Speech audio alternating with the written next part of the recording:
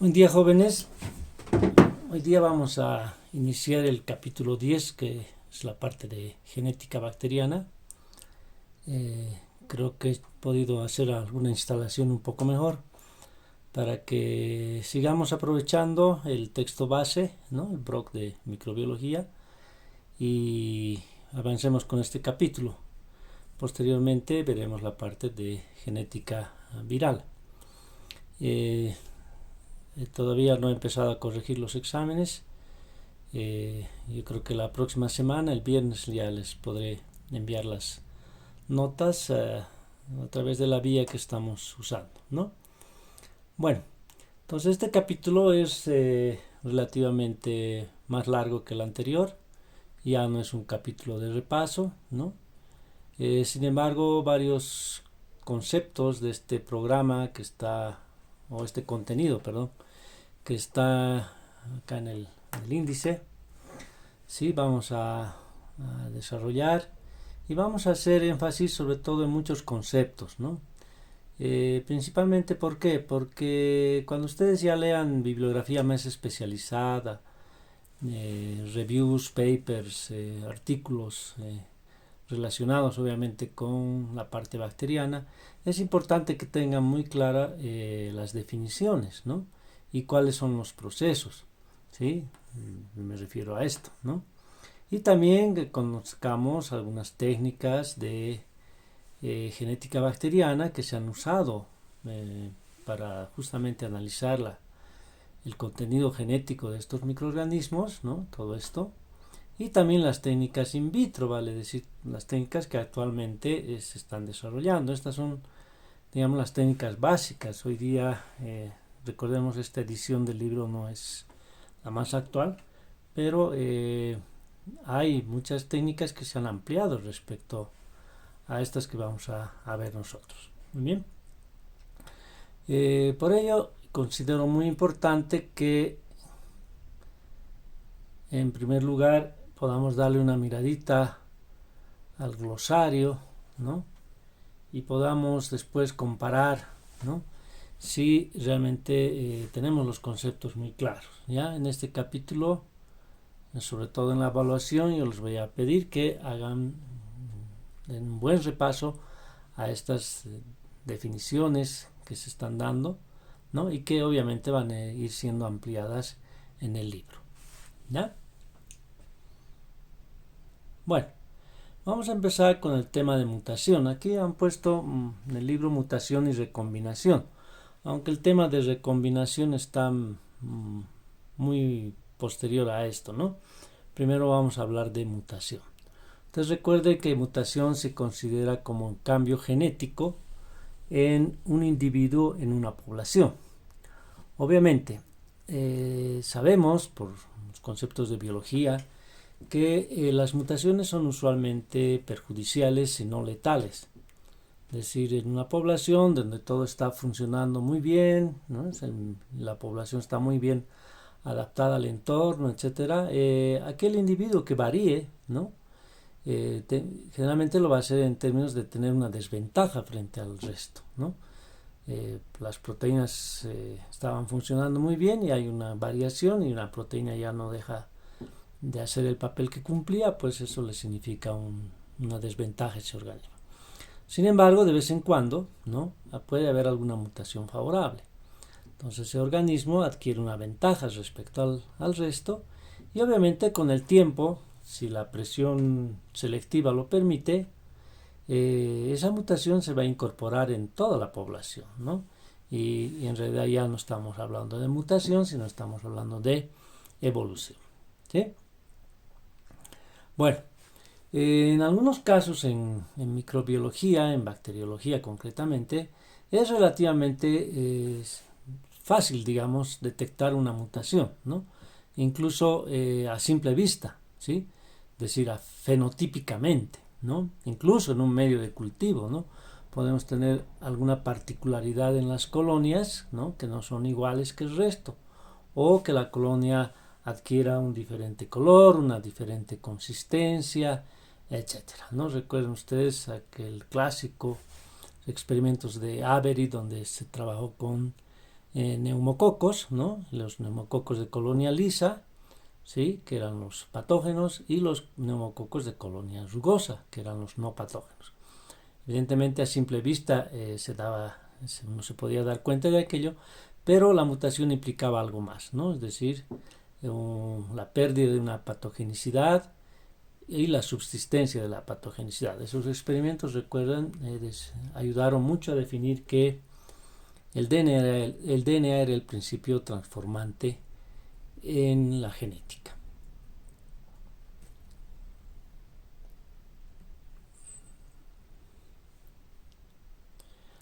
Acá hay una técnica muy interesante, ¿no? Que se llama la selección con penicilina, ¿sí? En la que este método se usa para el aislamiento de auxótrofos, ¿sí? Ahí va un concepto muy importante, ¿ya? No es lo mismo que autótrofo, no hay que confundir.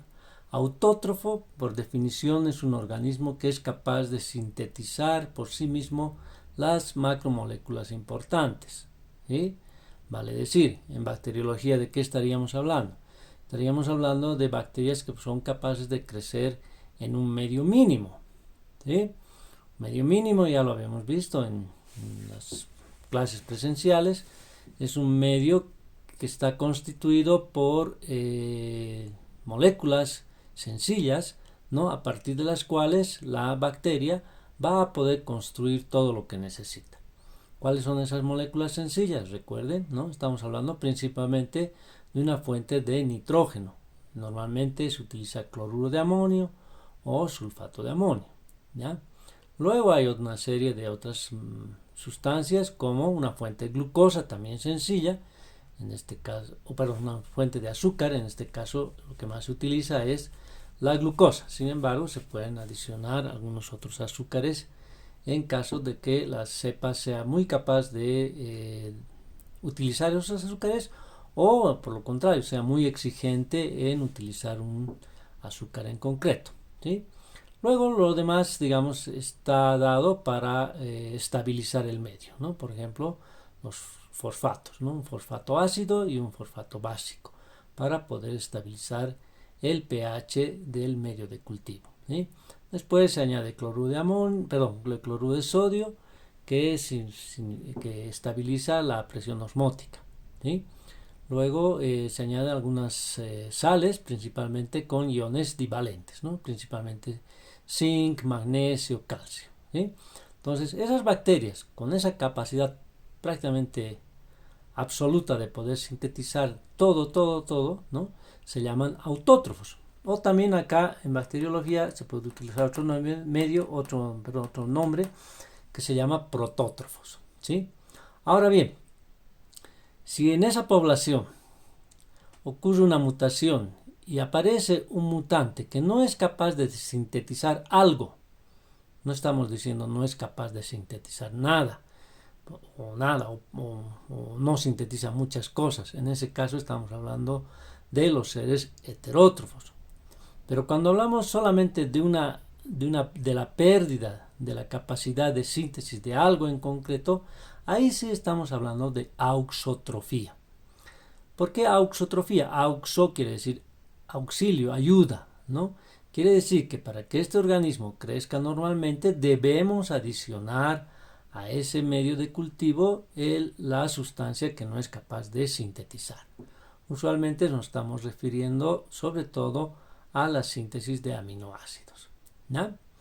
Ahora bien, el proceso de selección de un mutante auxótrofo es bastante tedioso, en el sentido de que si no sabemos cuál es esa sustancia, tenemos que ir probando, ¿sí?, comparativamente, usando un medio mínimo con la sustancia y sin la sustancia.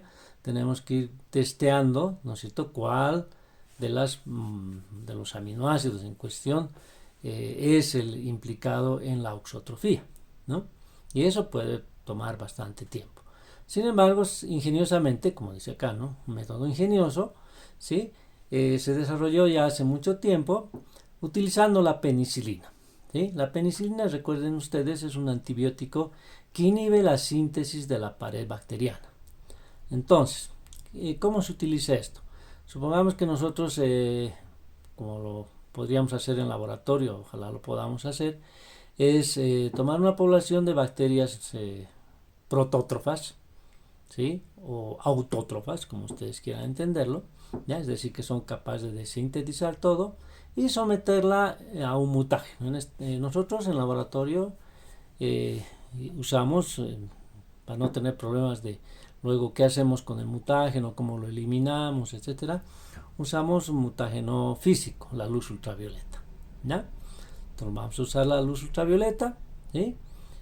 Para lo cual ya debemos tener muy bien determinada cuál es la dosis de luz ultravioleta que vamos a aplicar.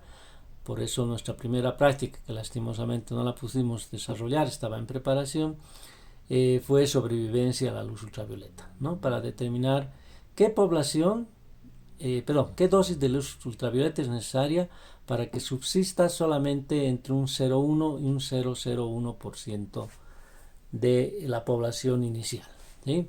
Recuerden, ese factor de 0,1 a 0,01% ya ha sido determinado hace muchos años como un margen donde nos permite con mayor probabilidad encontrar bacterias auxótrofas, ¿sí? Menos luz ultravioleta significaría que no hay demasiada mutación y de repente tendríamos que buscar entre muchos sobrevivientes, ¿ya?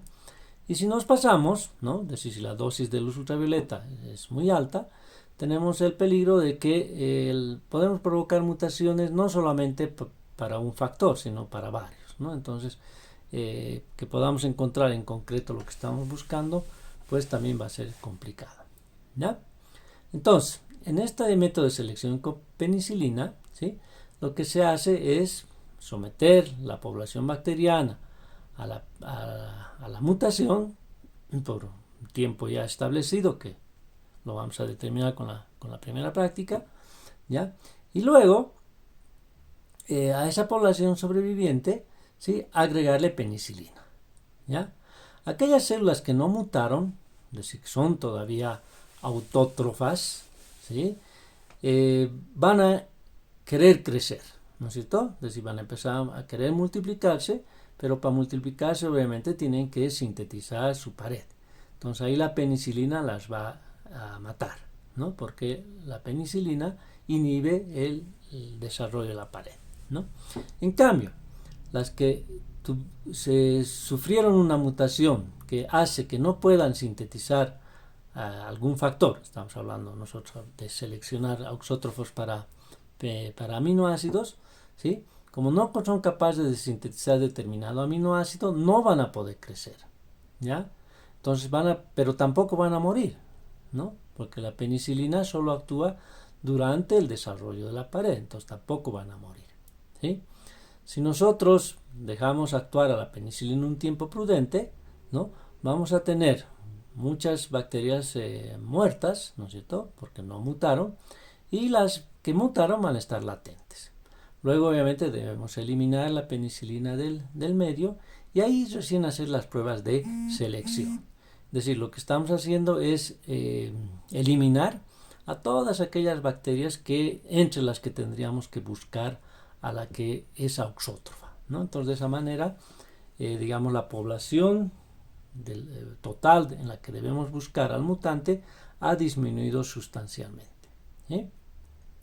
Bueno, este método que está descrito acá gráficamente, ¿sí? Se llama el método de réplica en placa, ¿ya? Claro, aquí está idealizado, ¿no? Los que alguna vez hemos hecho esto realmente en el laboratorio, no es tan bonito o tan facilito como que se lo pinta acá, ¿no? Primero que hay que tener una muy buena mano ya y muy buena experiencia, ¿no? Por eso les decía desde la primera clase, en genética microbiana no se trabaja con un montón de bacterias, se trabaja con algunas bacterias, ¿no es cierto?, muy bien ya reconocidas, si es posible tener un historial de esta bacteria, etcétera, ¿no? Ya haber hecho sus curvas de crecimiento, ya saber muy bien qué población se alcanza a determinados tiempos y si amerita también a determinadas temperaturas por diferentes métodos de conteo. Ya vale decir turbidimetría, conteo en cámara de Neubauer o lo que más usamos, ¿no? El recuento en placa. ¿Sí? De esa manera nosotros vamos a poder, con cierta solvencia, poder tener placas, pues, placa original, dicen, ¿no? Es decir, es una placa de la que con las diluciones adecuadas se ha obtenido un número de bacterias ni muy pocas, ¿no es cierto?, como para poder tener no pocas posibilidades de encontrar al auxótrofo, pero tampoco muchas, ¿no? ¿Por qué? Porque ya vamos a empezar a confundir a las colonias, ¿ya? Entonces hay que tener una buena placa. También esta placa original, en muchos protocolos le llaman master, ¿no? O placa maestra, ¿sí? De la cual vamos a hacer las réplicas, ¿ya? Luego hay que tener preparado un cilindro, ¿no? Normalmente, usualmente es de madera, pero también podría ser de vidrio, ¿no? Algo que nos permita muy bien esterilizar, ¿sí? Y un terciopelo. Claro, es una tela que ya no es muy común como antes, ¿no? Pero es una tela que tiene muchos pelitos, ¿no?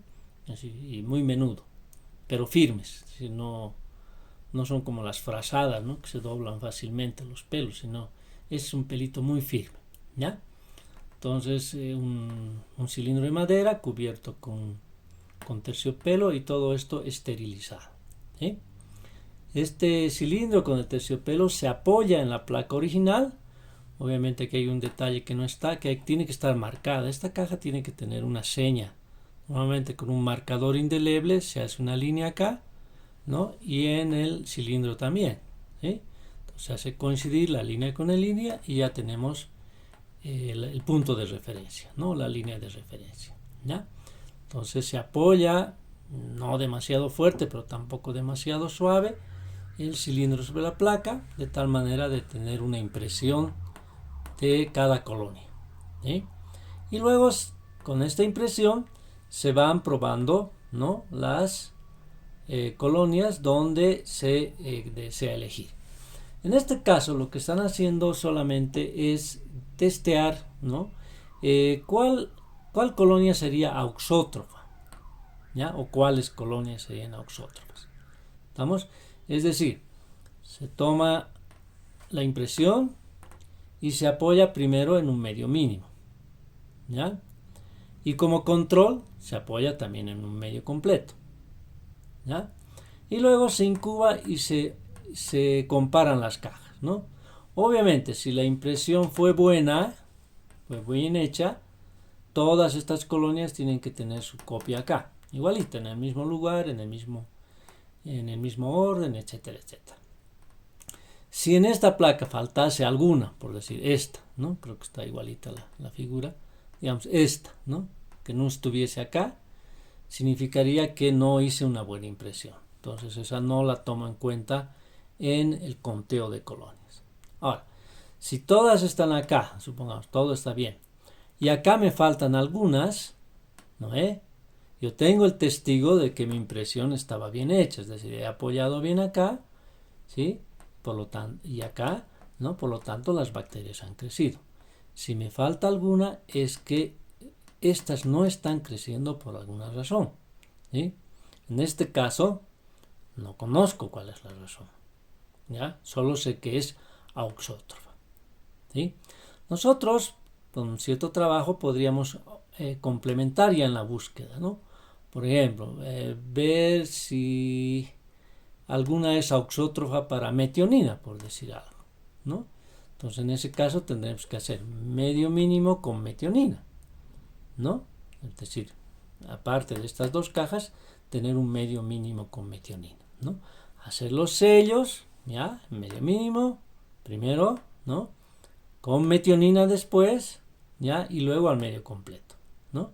Y ahí, si en estas faltantes en medio mínimo, en la réplica pero con metionina apareciese esa bacteria, ¿no? Quiere decir que es auxótrofa para metionina, porque la presencia de metionina solamente en esa caja está permitiendo el crecimiento de la bacteria. ¿Sí? Entonces, fíjense, es un método, si bien en términos de técnica, muy sencillo, barato, todo lo que quieran, pues no es tan fácil como se pinta, ¿no?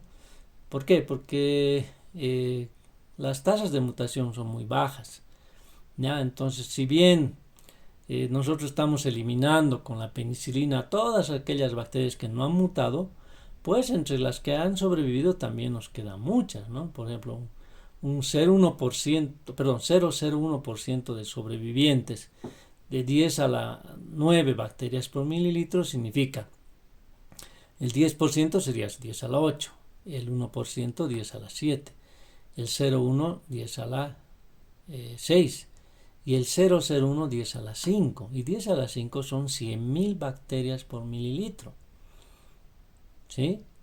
Y de ahí tenemos la probabilidad de encontrar una o dos auxótrofas, ¿no? Eso significa que vamos a tener que preparar muchísimas placas para realmente poder encontrar la que buscamos. Claro, este método también puede ayudarse en una etapa intermedia con el agregado de un paso más, ¿no? Centrifugar. Es decir, aquellas sobrevivientes que están en medio líquido, las centrifugo, ¿no? Por ejemplo, 10 mililitros de sobrevivientes, ¿no? Los centrifugo hasta, por decir algo, poder suspender el pellet en 0,1 mililitros. ¿Eso qué significa? Que estoy ganando un factor de 100, ¿no? Entonces, si tenía que antes probar en 1000 placas para poder encontrar una auxótrofa, 1000 placas, imagínense 1000 placas de medio, ahora la puedo encontrar en 10, ¿no? O sea, esa es una etapa intermedia que no está descrita en este proceso, ¿no? Pero bueno, se puede aprovechar, como les decía, un proceso más, ¿no? Acá tenemos un ejemplo ya práctico, ¿no? Es decir, de poder comparar me imagino que este es el medio mínimo y este es en el medio completo, ¿no? Entonces hay que tener, fíjense ustedes, bastante ojo para poder ver cuáles realmente no están, ¿no? Aquí nos están haciendo el favor de marcarlas, ¿no? Esta, ¿no? Ah, no, este es el medio completo. Este es el medio mínimo, ¿no? Porque ya no están, Esta tampoco están acá. Entonces, ya en la realidad es un poco más engorroso de lo que parece, ¿no? Bueno, aquí también les voy a pedir algo, ¿no?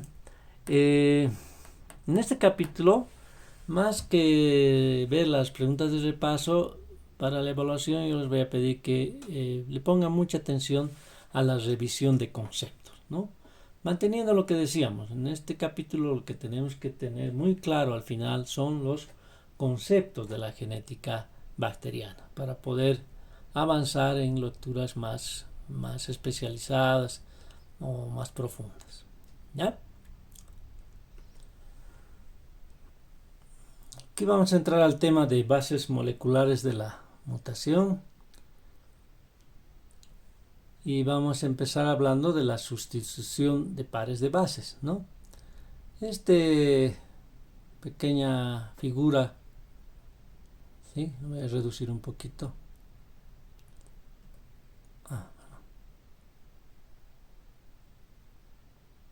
No es mucho, ¿no?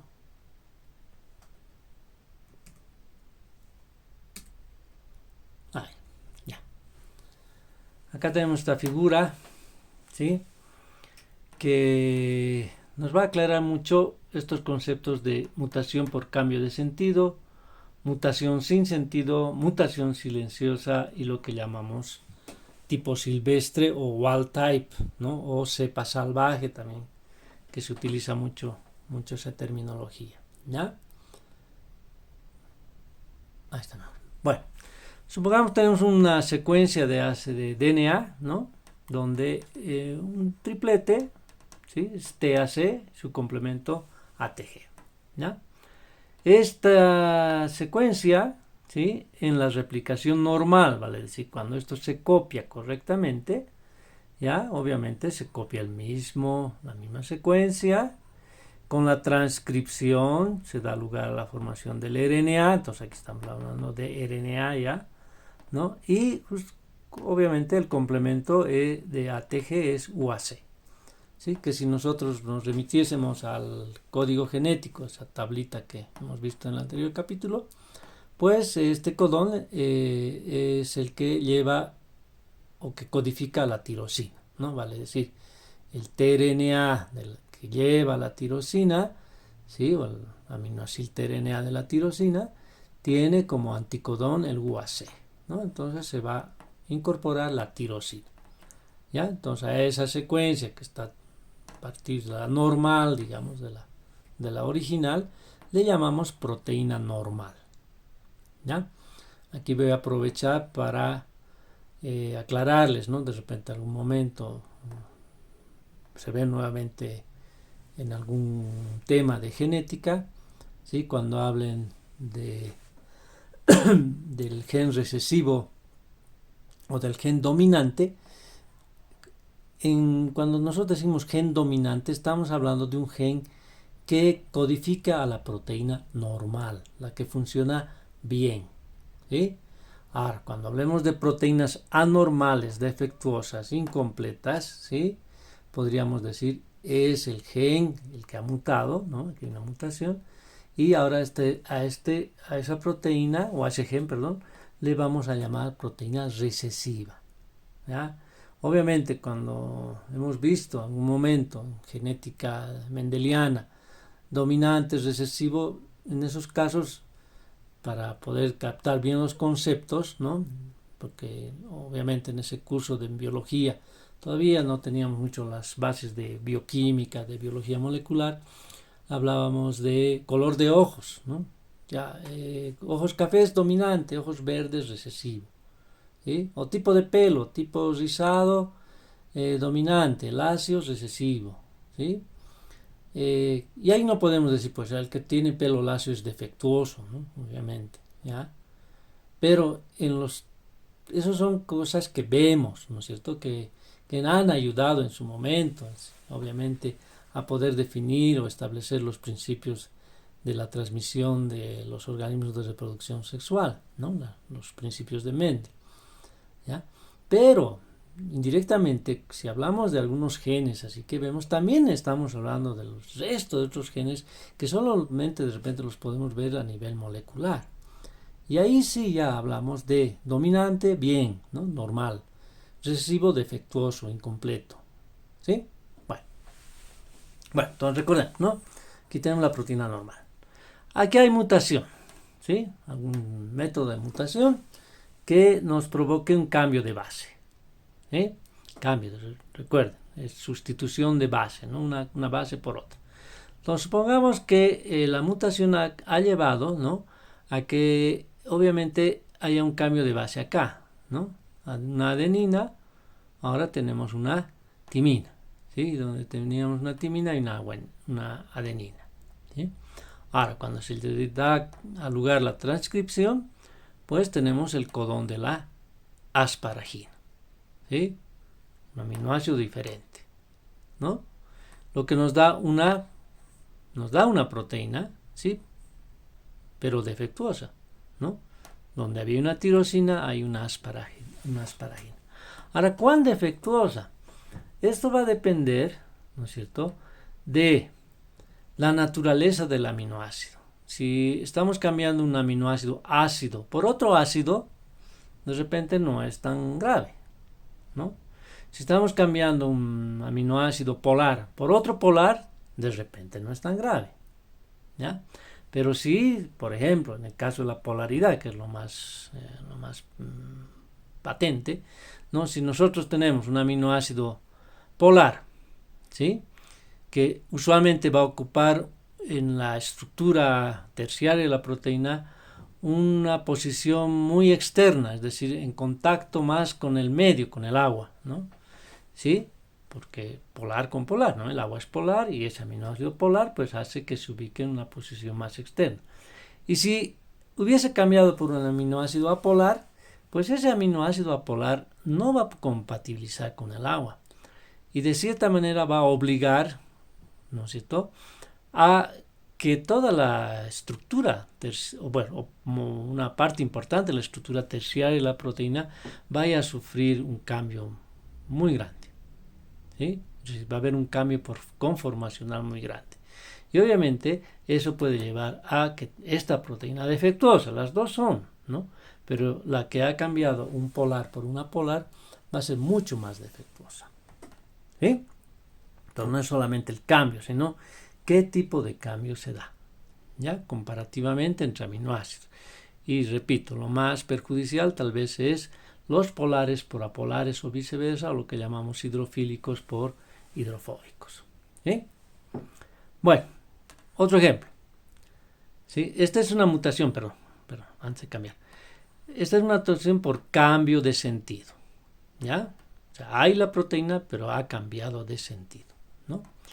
Ahora, supongamos que el cambio se dé en esta posición, ¿no? Y tenemos que se ha formado un codón de terminación. ¿Sí? UAG, en la tablita, es un codón de terminación. Es decir, no hay aminoacil tRNA para este codón. Es decir, ningún tRNA va a aportar a ningún aminoácido para este codón. ¿Ya? Por lo tanto, cuando se dé la traducción, ¿no?, al aparecer este codón de terminación, la síntesis de la proteína va a concluir ahí, ¿ya? Y vamos a tener una proteína incompleta. ¿Sí? Ahora, ¿cuán incompleta? Obviamente, va a depender de qué lugar está ocupando este triplete, ¿no? Si es un triplete ubicado muy al inicio de la proteína, pues va a ser una proteína prácticamente nula, ¿no? No va a haber casi proteína, ¿ya? Si es al final, pues de repente va a haber la proteína e incluso de repente es de alguna manera un poco funcional, ¿no? Obviamente va a depender de que de esa región que le falta no sea pues alguno de los sitios más importantes de la proteína, ¿no? ¿Cuáles son esos dos, ¿no? El sitio activo, ¿sí?, y el sitio alostérico, ¿no?, el que regula la función del sitio activo, ¿no? Entonces, si alguno de esos dos sitios está implicado en esa falta de secuencia, pues vamos a tener realmente problemas con la proteína. Ahora, podría darse el caso también, ¿no?, que haya la mutación, ¿sí?, haya el cambio de codón, sin embargo, este codón también codifique al aminoácido inicial, ¿no? Fíjense, ¿ya?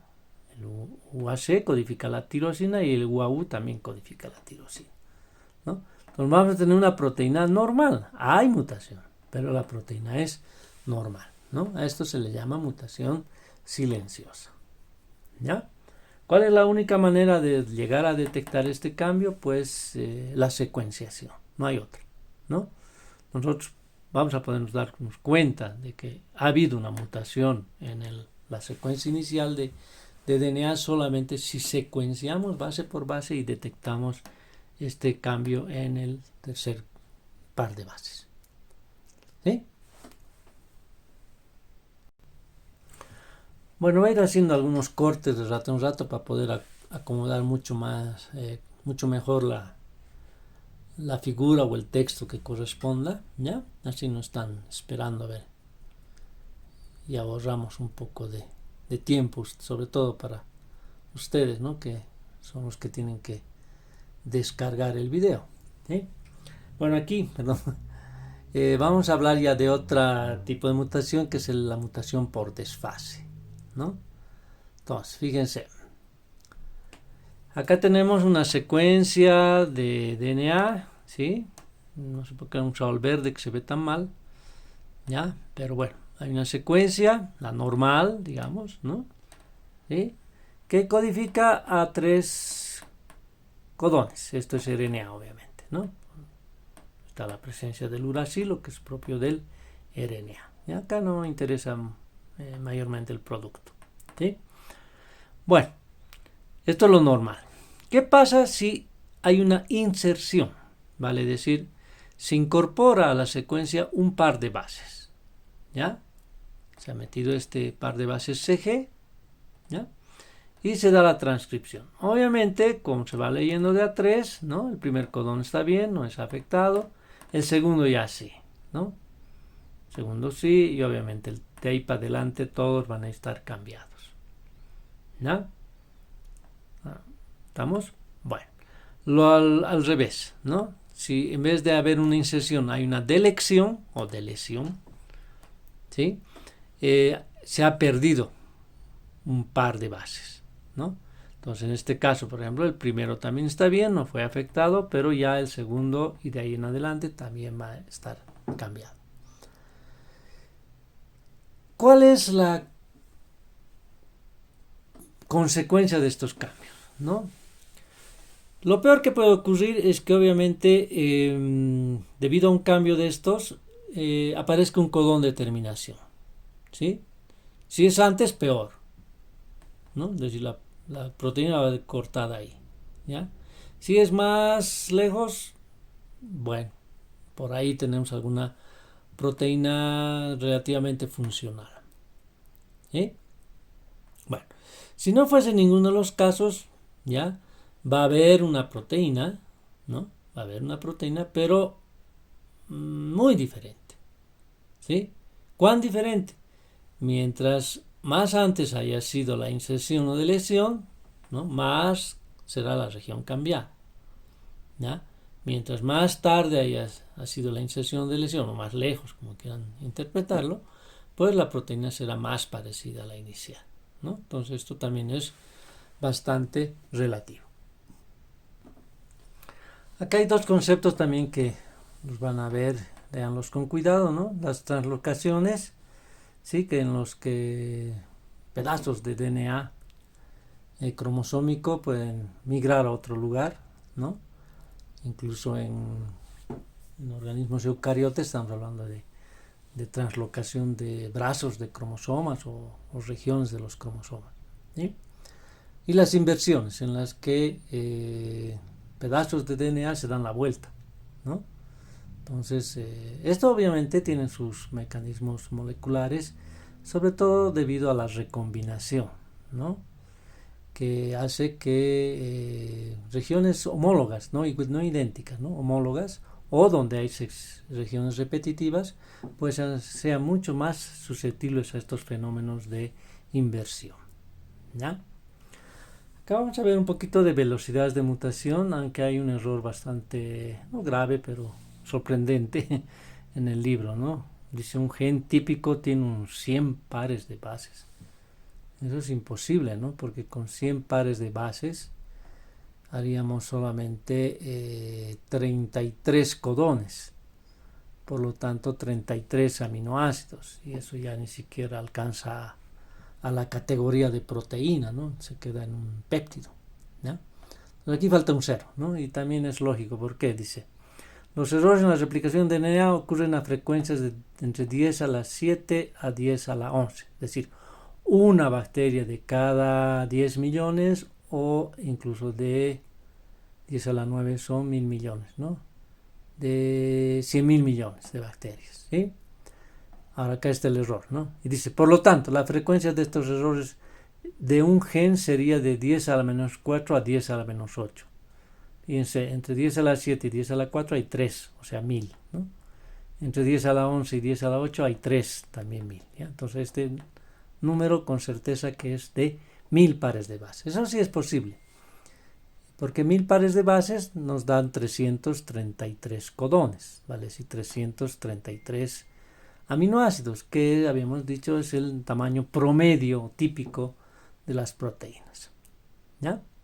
Como conclusión, dice un cultivo normal, totalmente crecido, con aproximadamente 10 a la 8, 10 a la 8, 10 a la 9, yo diría, células por mililitro, contiene un buen número de mutantes por mililitro. Obviamente siempre y cuando se den las condiciones para esas mutaciones, ¿sí? Bueno, mutagénesis.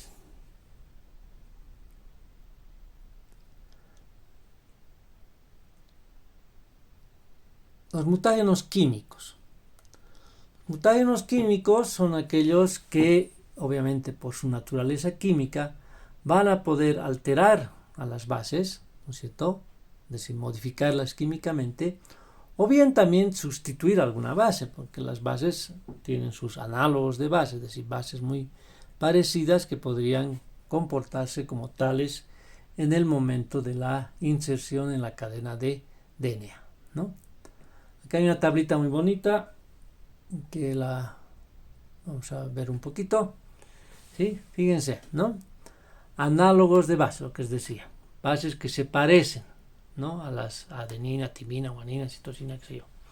¿Ya? Y otras son las que reaccionan con el DNA, es decir, que modifican al DNA, ¿no? Entonces, los análogos de base, uno de los más conocidos, el 5-bromuracilo, ¿sí? Que recuerden, el uracilo es muy parecido a la timina, solamente que en la timina hay el grupo metilo en la posición 5, ¿no? Sí, y el uracilo tiene solamente un hidrógeno. ¿Ya? Ahora, cuando ese hidrógeno del uracilo está cambiado por un bromo, pues en la posición 5 se llama 5-bromo-uracilo, ¿no? Entonces el 5-bromo-uracilo se puede incorporar como si fuese timina, es decir, yo preparo un medio de cultivo y en vez de ponerle timina al medio de cultivo le pongo 5-bromo-uracilo, ¿no? Entonces la maquinaria de síntesis del DNA lo va a incorporar como si fuese timina, ¿ya? Pero hay un problema. En ese caso, el 5-bromouracilo ya no se aparea con la citosina, como lo hace la timina. No, perdón, con la adenina, como lo hace la timina, sino lo hace con la guanina, ¿no? Y eso ocasiona que un par AT, ¿sí? Adenina-timina, pueda ser cambiado por un par GC. O al revés, ¿no? Un par GC por un par AT. La 2-aminopurina, ¿sí? Muy parecido a la adenina, ¿ve? Por lo tanto, es incorporada como si fuese adenina. Ahora, la adenina, en vez, o esta, perdón, 2-aminopurina, en vez de aparearse con la timina, lo hace con la citosina, ¿no? Entonces, un par AT puede cambiar por un par GC o al revés, ¿sí? Recuerden ustedes que los cambios son de dos tipos, ¿no? Cuando una purina es cambiada por otra purina, que es lo más sencillo, digamos, lo usual, estamos hablando de una transición. Cuando una purina es cambiada por una pirimidina o al revés, estamos hablando de una transversión, ¿sí? Y ese es un mecanismo ya bastante más complicado, ¿no? Usualmente los análogos de base, por parecerse tanto a la base inicial, digamos, ¿no? Provocan transiciones, ¿no? Ahora, aquí tenemos compuestos que reaccionan con el DNA, ¿no? Y fíjense, es sorprendente, ¿no? Como moléculas tan sencillas, ¿ya? Como el ácido nitroso o la hidroxilamina, ¿no? Que son relativamente comunes. El ácido nitroso o sus sales, los nitritos, nitrito de sodio, nitrito de potasio, incluso son utilizados en la industria de alimentos, ¿ya? Con el fin, uno, como preservantes, y dos, para que los alimentos, sobre todo las carnes, no pierdan ese color característico, ¿no? Cuando nosotros tenemos carne cruda, por ejemplo, un pedazo de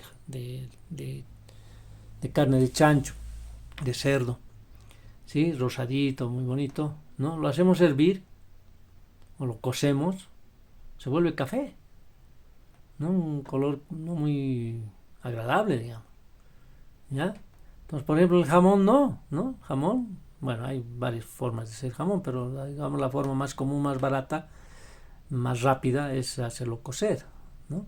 Entonces tendría un color café feo, no agradable a la vista. Entonces recuerden que el alimento no solo entra por la boca, ¿no? Entra también por la nariz, ¿no? En realidad los sabores los percibimos más con la nariz que con la boca.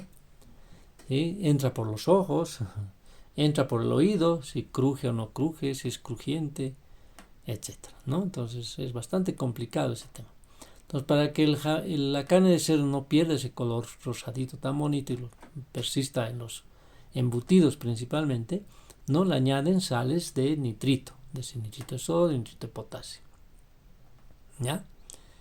Y obviamente esos nitritos, esas sales, al ingresar al estómago, medio ácido, se reconforma el ácido nitroso, ¿no? Que es un mutágeno. Obviamente las cantidades de nitrito de sodio incluso ya están determinadas los valores diarios permitidos, ¿no? Es decir, hasta cuánto se puede comer diariamente sin que haya afección a la salud, ¿no? Ser humano. Entonces ya están establecidos, ¿ya? Sin embargo, hay evidentemente una relación bastante alta entre, sobre todo, alteraciones del sistema del tracto digestivo, transformaciones celulares, cáncer, ¿no? Entre poblaciones que son muy afectas al consumo de embutidos. Nosotros no lo somos, salvo en San Juan, ¿no? Con las salchichas, y el consumo de ácido de embutidos y el cáncer, ¿no? ¿Ya? ¿Cuál es la acción del ácido nitroso? ¿Sí? Que desamina a la adenina tiene un grupo amino, ¿no es cierto? Y la citosina también, ¿ya? Nos puede desaminar, se les hace perder el grupo NH2, ¿no? Y de esa manera, ¿ya? También un para T puede cambiar a GC, o un par GC cambiar a un para T. La hidroxilamina, ese sí, es un compuesto que, bueno, normalmente se usa mucho en síntesis en química orgánica, ¿ya? Reacciona con la citosina, ¿no? Y provoca que un par GC pueda también cambiar a un para T. Agentes alquilantes, ¿ya? Etilmetanosulfonato, la mostaza nitrogenada, ¿no? La mostaza que consumimos, ¿no? Es un gas que se llama gas mostaza. La mitomicina, que de alguna manera es un reactivo que se usa bastante en cultivo de células, ¿ya? Y la nitrosoguanidina, ¿no? Provoca entrecruzamiento de las cadenas de DNA, ¿sí? Y puede provocar mutaciones puntuales y de lesiones. Es decir, cambios de base, ¿no? Mutaciones puntuales o salidas de pares de bases. Colorantes, aquí está mal escrito, colorantes intercalantes como las acridinas, ¿no? Naranja de acridina, que ya hace algunos años se usaba con cierta frecuencia, incluso hasta para darle un color bonito al agua en las peceras, ¿no? Le añadían naranja de acridina, de tal manera que el agua de las peceras con la luz, esa luz media negra que se usa, que en realidad es una luz muy cercana al rango de la luz visible, pero en realidad pertenece a la luz ultravioleta, pero de muy baja longitud de onda, ¿no? Entonces le da un color bonito, pues, ¿no? Pero es mutágeno. Felizmente ya no se utiliza. Y el bromuro de tirio, ese sí, ¿no? Que pues se están haciendo todos los esfuerzos para poder sustituirlo con por lo menos alguna otra sustancia que no sea tan mutagénica como el bromuro de tirio, ¿no? Pero que obviamente por su sensibilidad, principalmente eso, ¿no? Nos ayuda a detectar cantidades muy pequeñas de DNA, ¿ya? Estos se insertan entre los pares de bases, ¿no es cierto? Y obviamente afectan a la estructura geométrica de la doble hélice, ¿no?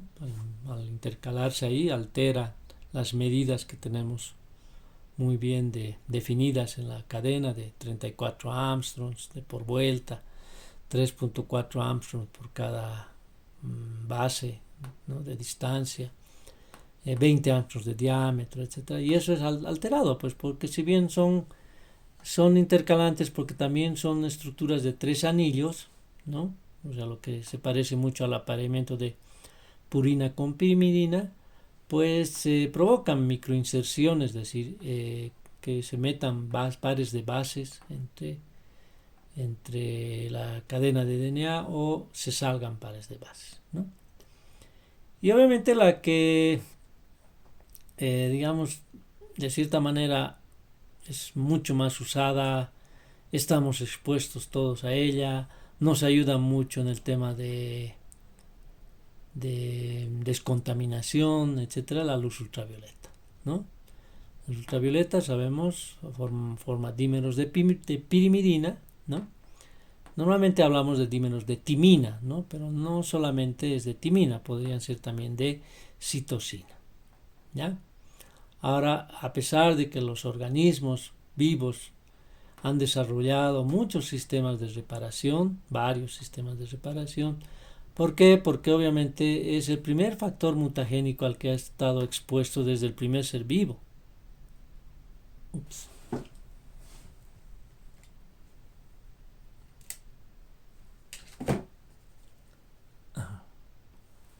Perdón, como no moví el cursor buen rato, se apagó la pantalla.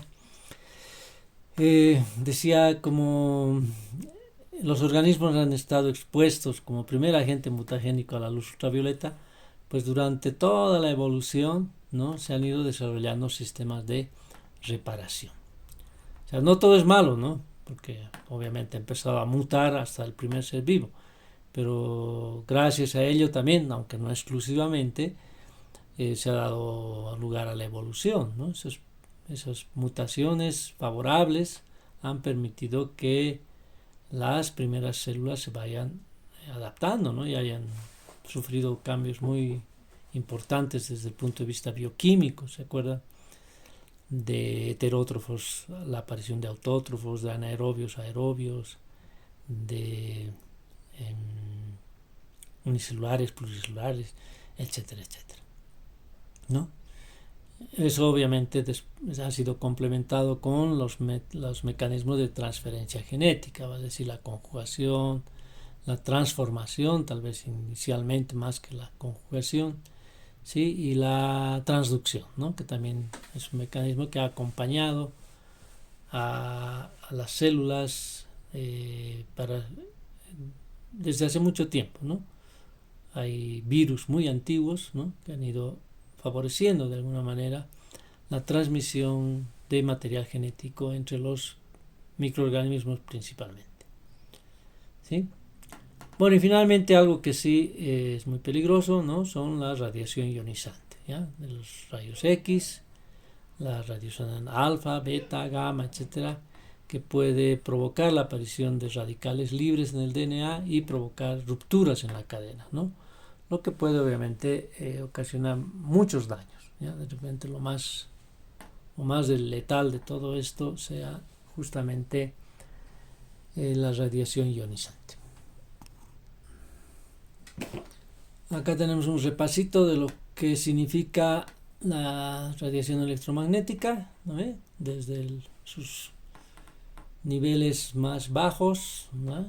Las ondas de radio, televisión, radar, microondas, ¿no? ¿Sí? La luz infrarroja, ¿ya?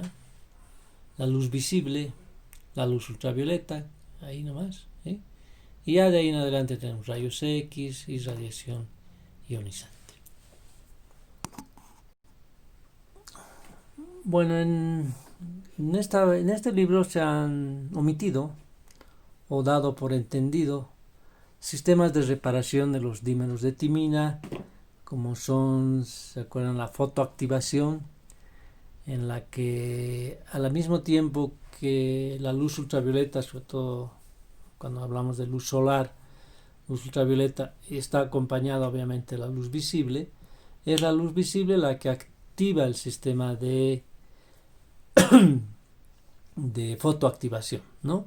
Entonces, al mismo tiempo se va produciendo los dímeros de timina, pero son reparados. Obviamente esto actúa cuando la incidencia no es muy alta, ¿no? Luego tenemos el método de la escisión, corte-escisión, es decir, el pedazo que está mal, como la estructura general del DNA se ve alterada, pues las DNA polimerasas, ¿no es cierto?, reparan estos errores, ¿ya? Es decir, cortan todo el pedazo que está alterado en su geometría, no necesariamente solo el par de bases que han conformado el dímero de timina o de citosina, y se repara o se reemplaza toda esa sección, ¿no? O un mecanismo más elegante, todavía más bonito, que es el préstamo de la hebra hermana, ¿no? En el cual la sección alterada de DNA, en el momento que se replica, ¿no? La hebra complementaria, la copia de la hebra complementaria es idéntica a la que está mal, ¿no? Entonces, transitoriamente hay una recombinación de tal manera de reparar ese defecto y, obviamente, por la acción de las polimerasas, después se rellena absolutamente todo y todo queda como el original, ¿no? Ahora sí, cuando la afección es muy grande, es decir, la cantidad de luz ultravioleta es muy grande, ¿sí? Ya son muchísimos los daños que se producen en el DNA, ¿no? Es decir, hay muchos pares de pirimidinas formados, ¿no? Tanto timina como citosina. Entonces ya esos mecanismos que hemos citado, ¿no? Que he citado rápidamente, no son suficientes, ¿no? Y ahí se activa el sistema SOS, ¿ya? SOS porque es ya el último de emergencia, ¿no?